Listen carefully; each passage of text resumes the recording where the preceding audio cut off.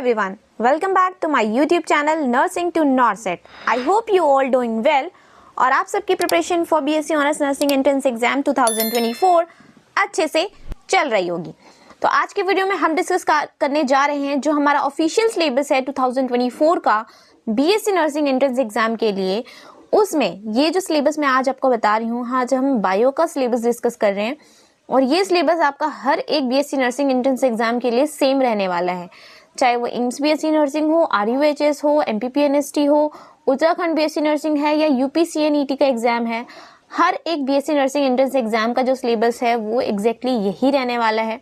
तो ध्यान से देख लेना क्या चीजें हैं जो आपके टॉपिक्स में ऐड हुए हैं या चैप्टर्स में ऐड हुए हैं, क्या चीजें हैं जो बिल्कुल ही डिलीट हो गया है या कौन सा ऐसा टॉपिक है जो चैप्टर में से भी डिलीटेड है जो आपको नहीं पढ़ना है। तो फटाफट देख लेते हैं। और सबसे पहले वीडियो अगर आपको अच्छी लगे तो प्लीज इसे आगे भी शेयर करना और इस वीडियो को लाइक करना मत भूलना। तो स्टार्ट करते हैं हम अपना बायो का चैप्टर। और बायो यानी हिंदी में हम जीव विज्ञान कहते हैं और as per your demand Hindi वाले स्टूडेंट्स के लिए भी मैंने हिंदी में भी चैप्टर बताया है, चैप्टर के नाम बताएं सो दैट उनको भी क्लैरिफिकेशन मिले कि कौन सा चैप्टर से क्या क्या चीजें आने वाली हैं, क्या डिलीट होने वाला है। तो ध्यान से देख लेना एक बारी। तो सबसे पहले यहाँ पे जो फर्स्ट चैप्टर आपको दिख रहा है द लिविंग वर्ल्ड। तो द लिविंग वर्ल्ड आपका वेरी फर्स्ट चैप्टर है क्लास 11th का और इसके अंदर आपको जितना भी आपके एनसीईआरटी में है सारा कुछ पढ़ना है एक्सेप्ट एक यहाँ पे टॉपिक है टेक्सोनॉमिकल एड करके, ठीक है।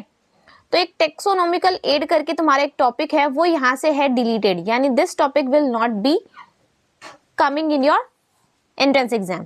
तो टेक्सोनॉमिकल एड करके जो टॉपिक है द लिविंग वर्ल्ड का वो जो टॉपिक है वो तुम्हारे इस चैप्टर से डिलीटेड है।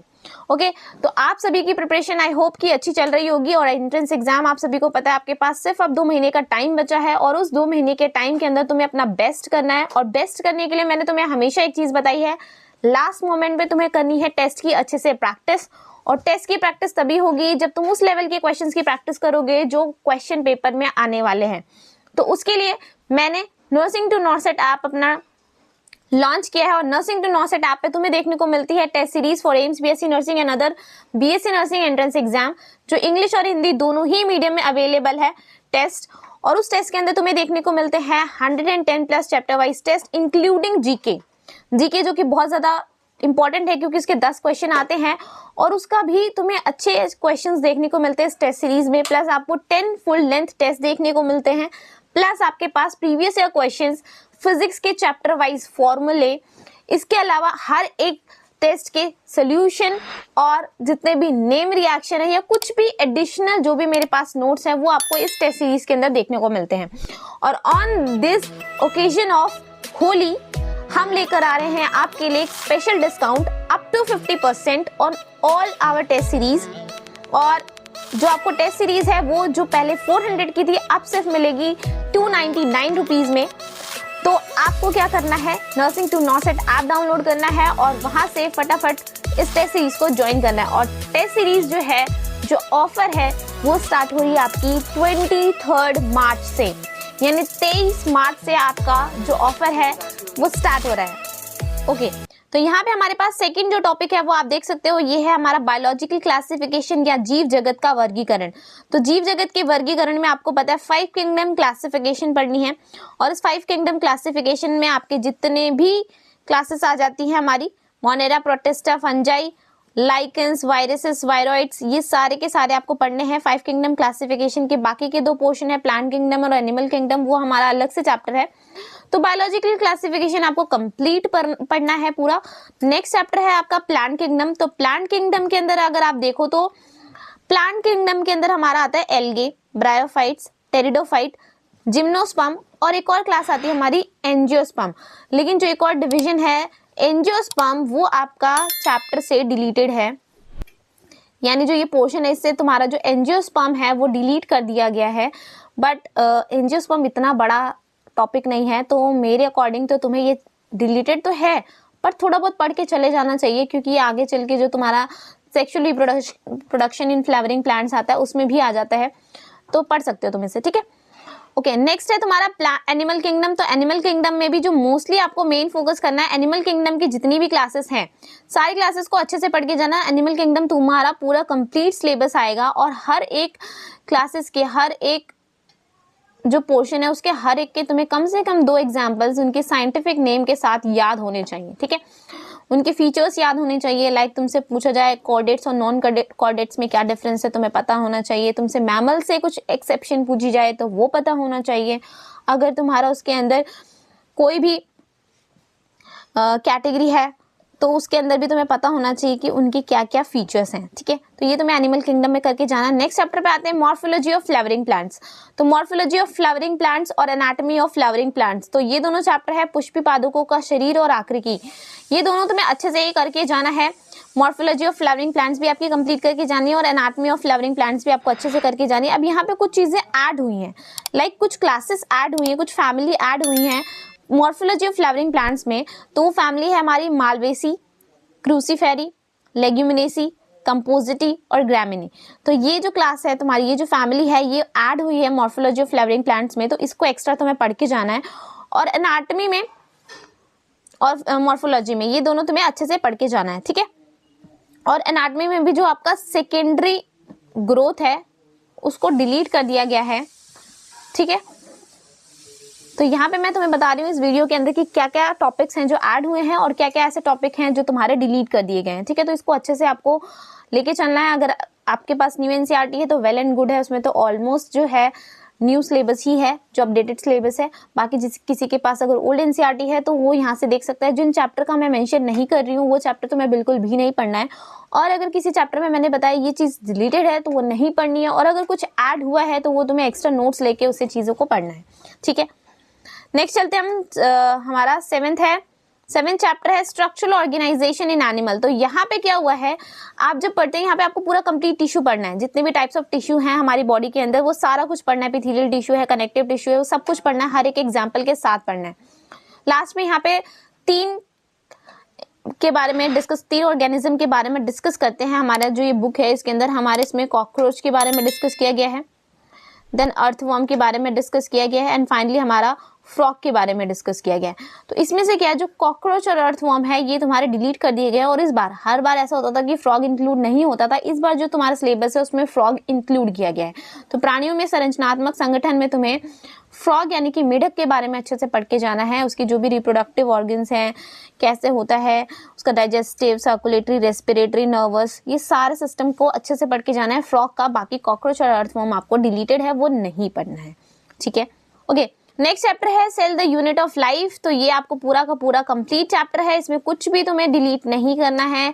Cell the unit of life में सारे जितने भी सेल ऑर्गेनल्स है हर एक के बारे में डिटेल स्टडी करनी है, तो ये तुम्हें अच्छे से कंप्लीट करना है। बायोमोलिक्यूल्स में भी तुम्हें कंप्लीट चैप्टर है, अच्छे से कंप्लीट करके जाना है। नेक्स्ट है तुम्हारा cell cycle and cell division, और यहाँ से तो क्वेश्चन पक्का ही होता है, डेफिनेटली आता है, तो इसको बहुत अच्छे से करना है। जो मियोसिस 1 जो होता है उसकी जितनी भी स्टेजेस होती है वो तुम्हें अच्छे से आनी चाहिए विद डायग्राम, क्योंकि यहाँ से डायग्राम वाले क्वेश्चन भी पूछे जा सकते हैं। तो ये तुम्हें अच्छे से कंप्लीट करके जाना है, यहाँ पे कुछ भी एडिशन सब्ट्रैक्शन नहीं है। नेक्स्ट है आपके जो प्लांट फिजियोलॉजी की बात करते थे, प्लांट फिजियोलॉजी से हमारे 2 चैप्टर डिलीट कर दिए गए, ट्रांसपोर्टेशन और मिनरल न्यूट्रिशन। ये 2 चैप्टर आपके डिलीट कर दिए गए प्लांट फिजियोलॉजी से। Photosynthesis and higher plant, respiration in plants आपका उच्च पादपों में प्रकाश संश्लेषण और पादपों में श्वसन, ये आपका पूरा आएगा। देन है आपका प्लांट ग्रोथ एंड डेवलपमेंट, पादप वृद्धि एंड परिवर्धन, ये भी आएगा। फिर बात करते हैं हम ह्यूमन फिजियोलॉजी की, तो ह्यूमन फिजियोलॉजी के अंदर से आपके डाइजेशन वाला जो चैप्टर है वो डिलीट कर दिया गया। उसके अलावा ब्रीदिंग इन ह्यूमंस यानी श्वसन और गैसों का विनिमय, बॉडी फ्लूइड्स एंड सर्कुलेशन, ये आएगा आपका। एक्सक्रीशन आएगा पूरा चैप्टर आपका। उसके बाद लोकोमोशन एंड मूवमेंट है, neural control and coordination, and finally आपका केमिकल कोऑर्डिनेशन एंड इंटीग्रेशन है। तो ये वाले जो चैप्टर हैं आपके एनिमल वाली फिजियोलॉजी, ह्यूमन फिजियोलॉजी के अंदर, तो उसके अंदर से सिर्फ आपका जो डाइजेशन वाला चैप्टर है वो डिलीट कर दिया गया है, कंप्लीटली डिलीटेड है, उसके बारे में एक सिंगल चीज भी नहीं पढ़नी है। बाकी जितने भी चैप्टर्स हैं इन सारे चैप्टर के बारे में हर एक चीज आपको अच्छे से पढ़ के जाना है, ठीक है। तो ह्यूमन फिजियोलॉजी में ये जो 5 चैप्टर है इन पे आपको अच्छे से फोकस करना है। 6 चैप्टर्स हैं, इनको अच्छे से करना है, और इनके हर एक डिजीज कंडीशन ये बहुत ही ज्यादा इंपॉर्टेंट है, याद रखना। केमिकल कंट्रोल एंड कोऑर्डिनेशन है, या न्यूरल है, या लोकोमोशन है, या फिर एक्सक्रीशन है, या फिर बॉडी फ्लूइड्स है, या फिर आपका ब्रीदिंग इन ह्यूमंस है, इनसे रिलेटेड जितनी भी एंड में डिजीज कंडीशन दी गई है हर एक डिजीज कंडीशन को अच्छे से पढ़ के जाना है, ठीक है, क्योंकि वहां से क्वेश्चन आपका आ सकता है एग्जाम में। ओके, ये थे हमारे 11th के चैप्टर। अब हम फोकस करते हैं अपने 12th के चैप्टर्स पे कि हमारे 12th के कौन कौन से चैप्टर है जो आने वाले हैं।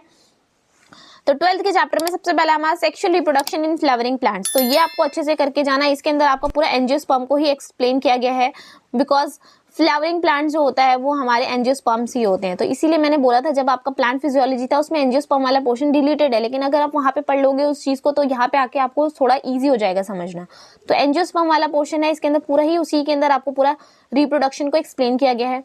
फिर आपका ह्यूमन रिप्रोडक्शन, तो ह्यूमन रिप्रोडक्शन में भी पूरा का पूरा पोर्शन पढ़ना है। एंड में जितनी भी चीजें हैं हर एक चीज आपको अच्छे से डायग्रामेटिक व्यू, जितना भी आपका हार्मोनल चेंजेस होते हैं ड्यूरिंग रिप्रोडक्शन वो सारी की सारी चीजें आपको अच्छे से पढ़नी है। जो फीटल डेवलपमेंट है उसकी जो जितने भी मंथ्स में क्या क्या ऑर्गन्स डेवलप होते हैं वो सारी चीजें आपको अच्छे से करके जाना है, ठीक है। ओके, तो रिप्रोडक्टिव हेल्थ में भी आपको मेनली फोकस है। जो आपका फर्स्ट चैप्टर था रिप्रोडक्शन इन ऑर्गेनिज्म वो डिलीटेड है। रिप्रोडक्टिव हेल्थ यानी जनन स्वास्थ्य में इसमें भी आपको जो मेन फोकस है वो आपका कहाँ कहाँ करना है। एक तो आपका जो भी कॉन्ट्रासेप्टिव मेथड्स हैं उन पे फोकस करना है, कॉन्ट्रासेप्टिव मेथड्स पे। फिर आपके पास अगर इनफर्टिलिटी वाला केस है तो इनफर्टिलिटी में आपको कौन कौन से मेथड आते हैं, आर्टिफिशियल इंसेमिनेशन, उन सारे मेथड्स को अच्छे से आना चाहिए आपको, हर एक चीज समझ में आनी चाहिए, ठीक है। और इसके अलावा और भी कोई भी एसटीडीज होते हैं तो एसटीडीज को कैसे ट्रांसमिशन होता है और उसको रोकने के लिए क्या क्या तरीके होते हैं, इन सारी चीजों पे मेन फोकस है रिप्रोडक्टिव हेल्थ के अंदर। तो ये सारी चीजें आपको अच्छे से करके जानी है जनन स्वास्थ्य के अंदर। नेक्स्ट है हमारा चैप्टर प्रिंसिपल्स ऑफ इनहेरिटेंस, तो जेनेटिक्स के दोनों ही चैप्टर आपके इंक्लूडेड है, इसमें से कोई भी पोर्शन डिलीटेड नहीं है। तो सारा का सारा आपको जितना भी है चैप्टर के अंदर हर एक चीज अच्छे से पढ़ के जानी है। फिर इवोल्यूशन में भी आपका पूरा आपको विकास जो चैप्टर है उसके अंदर भी अच्छे से पढ़ के जाना है। फिर बात करते हैं ह्यूमन हेल्थ एंड डिजीज, ये भी आपका मोस्ट इंपॉर्टेंट चैप्टर है। तो अभी हम एक बार ये सारा करने के बाद एक बार देखेंगे कि हमारे इंपॉर्टेंट चैप्टर्स कौन से हैं, उस पर हम हाईलाइट करेंगे जो चैप्टर इंपॉर्टेंट है, ठीक है। नेक्स्ट करते हैं हमारा माइक्रोब्स इन ह्यूमन वेलफेयर, तो ये भी आपका इंपॉर्टेंट है। बायोटेक के अंदर ये दोनों चैप्टर ही आपके आने वाले एप्लीकेशन ऑफ बायोटेक, जैव प्रौद्योगिकी के उपयोग। फिर उसके बाद हमारा चैप्टर है लास्ट का इकोसिस्टम में organism and population, ecosystem and biodiversity and conservation. तो ये पूरा का पूरा चैप्टर आपका सारा का सारा इंक्लूडेड है। तो ये सारा हमने देखा। अब हम एक बार देख लेते हैं कि वो कौन कौन से चैप्टर हैं जो ज्यादा इंपॉर्टेंट है या जिनकी वेटेज ज्यादा है, जो क्वेश्चन पेपर में हमारे जिनसे ज्यादा क्वेश्चन आने वाले हैं। तो यहाँ से स्टार्ट करते हैं। तो सबसे पहले हम बात करते हैं प्लांट किंगडम और एनिमल किंगडम, ये दोनों ही चैप्टर आपके, इनको मोस्ट इंपॉर्टेंट में रखना है आपको। ये आपके दोनों चैप्टर जो है वो मोस्ट इंपॉर्टेंट है। नेक्स्ट स्क्रॉल डाउन करते हैं मॉर्फोलॉजी ऑफ फ्लावरिंग प्लांट्स और animal anatomy of flowering plants. ये इतने भी ज्यादा इंपॉर्टेंट नहीं है लेकिन हम इनको इंपॉर्टेंट वाली कैटेगरी में रख रहे हैं, ठीक है। नेक्स्ट आते हैं हम cell the unit of life और सेल डिवीजन। इसमें जो सेल डिवीजन है उसको तो बिल्कुल ही हाईली मोस्ट इंपॉर्टेंट मार्क कर लेना, क्योंकि इससे डेफिनेटली क्वेश्चन आएगा आपका एग्जाम के अंदर। उसके बाद चलते हैं रेस्पिरेशन इन प्लांट जो है, ये जो चैप्टर है, और जो फोटोसिंथेसिस है, इन दोनों को भी आप इंपॉर्टेंट की कैटेगरी में रखेंगे, इसमें से भी क्वेश्चन अच्छे बनते हैं आपके। फिर ह्यूमन फिजियोलॉजी के जितने भी चैप्टर हैं उसको हाईली मार्क कर लो, वो मोस्ट इंपॉर्टेंट स्टार मार्क और जो भी कर सकते हो आप। ह्यूमन फिजियोलॉजी के ये जो 6 चैप्टर्स हैं इनको बहुत ही अच्छे से करके जाना है। 11th में यही सबसे ज्यादा इंपॉर्टेंट टॉपिक्स आपके आते हैं, इन्हीं से क्वेश्चन आते हैं। फिर चलते हैं अपने 12th क्लास में। तो 12th क्लास में आपका जो ह्यूमन रिप्रोडक्शन है और sexual reproduction in flowering plants, ये भी तुम्हारी मोस्ट इंपॉर्टेंट की कैटेगरी में आता है, ठीक है। यहाँ से आपके क्वेश्चंस डेफिनेटली बनते हैं। उसके बाद इनहेरिटेंस भी आपका इंपॉर्टेंट है, इसके अंदर से भी जो आपका मॉलिक्यूलर बेसिस ऑफ इनहेरिटेंस है इससे भी आपका क्वेश्चन आता ही आता है पेपर के अंदर। तो ये भी इंपॉर्टेंट चैप्टर है आपका, ठीक है। उसके बाद करते हैं, इसके बाद ये दोनों जो चैप्टर है, ये बेटे दोनों ही चैप्टर बहुत ज्यादा इंपॉर्टेंट है, इनसे क्वेश्चन डेफिनेटली आता है। ह्यूमन हेल्थ एंड डिजीज से अगर कोई क्वेश्चन रह भी जाए तो माइक्रोब्स इन ह्यूमन वेलफेयर, इनसे तो डेफिनेटली क्वेश्चन आता ही आता है, ठीक है। तो इसको अच्छे से ही करके जाना है बिल्कुल। उसके बाद बात करते हैं बायोटेक, इतना ज्यादा इंपॉर्टेंट नहीं है। उसके बाद जो क्वेश्चन आता है आपका इकोसिस्टम से, तो इकोसिस्टम से भी क्वेश्चन आता है। तो ये वो सारे चैप्टर हैं जो तुम्हें अच्छे से करके जाने हैं बायो में। बाकी जितना भी तुम्हें इसमें दिख रहा है 32 चैप्टर्स मैंने बताए हैं, ठीक है, बायो के अंदर। तो 32 चैप्टर्स हैं, ये तुम्हें अच्छे से ही करके जाने हैं बिल्कुल। इसमें कहीं पे भी कोई भी प्रॉब्लम नहीं आनी चाहिए। और प्लीज एनसीईआरटी मस्ट है बायो के लिए। अगर तुम चाहते हो सिलेक्शन, अगर तुम चाहते हो ये सारे चैप्टर तुम्हें अच्छे से आए, इनसे रिलेटेड कोई भी क्वेश्चन तुम्हारा पेपर में ना रह जाए, तो उसके लिए सिर्फ और सिर्फ तुम्हें क्या करना है, बायो पे ही फोकस करना है, बायो की एनसीईआरटी ही पढ़नी है। तुम उसे रटना मानो कुछ मानो, लेकिन करना तुम्हें एनसीईआरटी ही है, ठीक है, तो ऑल द बेस्ट। आगे वाली वीडियो में हम डिस्कस करेंगे फिजिक्स और केमिस्ट्री के कौन कौन से चैप्टर्स हैं और उसमें क्या क्या टॉपिक्स डिलीटेड है, क्या है जो इम्पोर्टेंट है, क्या है जिनको तुम्हें ज्यादा प्रायोरिटी देनी है, और at the end we will discuss about GK also. तो bye bye, all the best.